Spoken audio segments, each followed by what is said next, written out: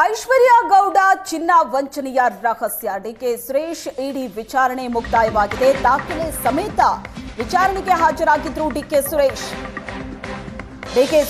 ಇಡಿ ವಿಚಾರಣೆ ಮುಕ್ತಾಯವಾಗಿದೆ. ದಾಖಲೆ ಸಮೇತ ವಿಚಾರಣೆಗೆ ಬಂದಿದ್ರು ಡಿಕೆ ಸುರೇಶ್.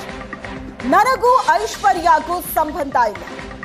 ಇಡಿ ಕೇಳಿದ್ದ ದಾಖಲೆ ಕೊಟ್ಟಿದ್ದೀನಿ. ಇಡಿ ವಿಚಾರಣೆ ನಂತರ ಡಿಕೆ ಸುರೇಶ್ ಕೊಟ್ಟಂತ ಹೇಳಿಕೆ ಇದು.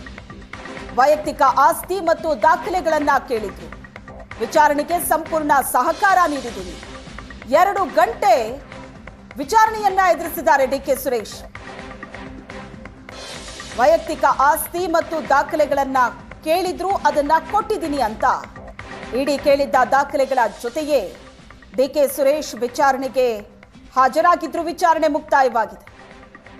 2 ತಾಸು ವಿಚಾರಣೆಯನ್ನ ಎದುರಿಸಿದ್ದಾರೆ ಡಿಕೆ ಸುರೇಶ್.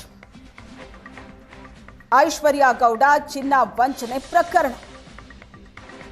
ಈ ಪ್ರಕರಣದಲ್ಲಿ ಡಿಕೆ ಸುರೇಶ್ ತಂಗಿ ಅಂತ ಹೇಳಿಕೊಂಡು ಐಶ್ವರ್ಯ ಗೌಡ ವಂಚನೆ ಮಾಡಿದ್ದು ಕೋಟಿ ಕೋಟಿ ಬೆಲೆಯ ಚಿನ್ನ ಮತ್ತು ಹಣ. ಈ ಪ್ರಕರಣದಲ್ಲಿ ಡಿಕೆ ಸುರೇಶ್ ಇಡಿ ವಿಚಾರಣೆಯನ್ನ ಎದುರಿಸುತ್ತಿದ್ದಾರೆ.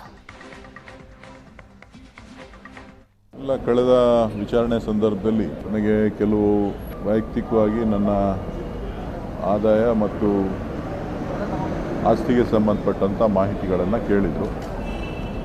ಆ ಎಲ್ಲವನ್ನು ಕೂಡ ಇವತ್ತು ಅವರಿಗೆ ನಾನು ಸಂಪೂರ್ಣವಾದಂಥ ಮಾಹಿತಿಯನ್ನು ನೀಡಿದ್ದೇನೆ.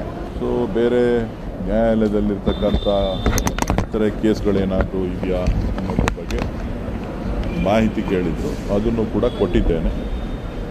ಸೊ ಹಾಗಾಗಿ ನನಗೆ ಕೇಳಿದಂಥ ಎಲ್ಲ ದಾಖಲೆಗಳನ್ನು ಸಮರ್ಪಕವಾಗಿ ಸಲ್ಲಿಕೆ ಮಾಡಿರೋದ್ರಿಂದ ಅವರು ಆಯಿತು ಪರಿಶೀಲನೆ ಮಾಡ್ತೀವಿ ಅಂತ ತಿಳಿಸಿದ್ದಾರೆ. ಮತ್ತೇನೋ ಬರಲಿಕ್ಕೆ ಹೇಳಿದ್ದಾರೆ ಸರ್? ಸದ್ಯಕ್ಕೆ ಆ ವಿಚಾರವನ್ನೇನೇನು ಹೇಳಲಿಲ್ಲ. ಏನೇನು ದಾಖಲೆ ಕೇಳಿದ್ರು ಎಲ್ಲ ದಾಖಲೆಗಳನ್ನು ಕೊಟ್ಟಿದ್ದೇನೆ. ಅನ್ಯಾಯಕ್ಕೆ ಒಳಗಾಗಿರ್ತಕ್ಕಂಥವರು ಏನು ಹೇಳಿಕೆ ಕೊಟ್ಟಿದ್ದಾರೆ ಅದರ ಆಧಾರದ ಮೇಲೆ ಮತ್ತು ಏನೇನಾಗಿದೆ ಅನ್ನೋದನ್ನು ನೋಡಿ ಅವರು ಕರೆದಿರಬೇಕು ಅಂತ ಕಾಣಿಸುತ್ತೆ. ಅದಕ್ಕೆ ನನ್ನ ಮಾಹಿತಿ